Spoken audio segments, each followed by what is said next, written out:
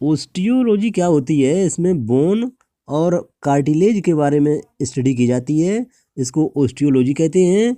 इससे मिलकर जो सिस्टम बनता है उसको स्केलेटल सिस्टम कहते हैं। अर्थ्रोलॉजी क्या होता है, इसमें जॉइंट और लिगामेंट की स्टडी की जाती है, उसको अर्थ्रोलॉजी कहते हैं। और इससे मिलकर जो सिस्टम बनता है उसको कहते हैं आर्टिकुलर सिस्टम। मायोलॉजी क्या होती है, इसमें मसल्स की स्टडी की जाती है और इससे मिलकर जो सिस्टम बनता है उसको मस्कुलर सिस्टम कहते हैं।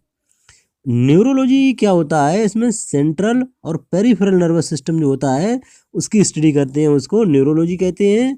और इससे मिलकर जो सिस्टम बनता है उसे नर्वस सिस्टम कहते हैं। डर्मेटोलॉजी क्या होती है, इसमें स्किन की स्टडी की जाती है और इससे मिलकर जो सिस्टम बनता है उसको इंटेगुमेंट्री सिस्टम कहते हैं। गैस्ट्रोएंट्रोलॉजी क्या होती है, इसमें डाइजेस्टिव ट्रैक्ट जो होता है और उससे संबंधित जो ग्लैंड होती हैं, डाइजेशन में मदद करने वाली जो ग्लैंड होती हैं, उनको मिलाकर गैस्ट्रोएंट्रोलॉजी होती है। और इसके बारे में जो सिस्टम बनता है उसको डाइजेस्टिव सिस्टम कहते हैं। एंजियोलॉजी और कार्डियोलॉजी क्या होता है, इसमें हार्ट और ब्लड वेसल्स और लिम्फेटिक की स्टडी की जाती है, उसको कार्डियोलॉजी और एंजियोलॉजी कहते हैं। इससे मिलकर जो सिस्टम बनता है उसको कार्डियोवास्कुलर सिस्टम कहते हैं। पल्मोनोलॉजी क्या होता है, इसमें एयर पासेज और लंग्स की स्टडी की जाती है, लंग्स फेफड़े। एयर पासेज मतलब जहाँ से जिस रास्ते से एयर जो होती है वह फेफड़ों में पहुँचती है उसको एयर पासेज कहते हैं। इससे संबंधित जो स्टडी की जाती है उसको पल्मोनोलॉजी कहते हैं।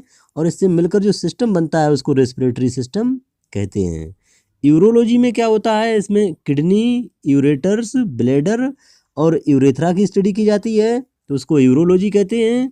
और इससे मिलकर जो सिस्टम बनता है उसको यूरिनरी सिस्टम कहते हैं।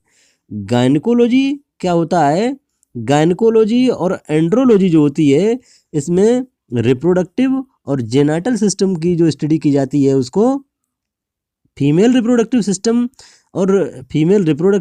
और जेनाटल सिस्टम की जो स्टडी की जाती है उसको गायनिकोलॉजी कहते हैं। और मेल रिप्रोडक्टिव सिस्टम और जेनाटल सिस्टम की जो स्टडी की जाती है उसको एंड्रोलॉजी कहते हैं। मेल में एंड्रोलॉजी और फीमेल में गायनिकोलॉजी।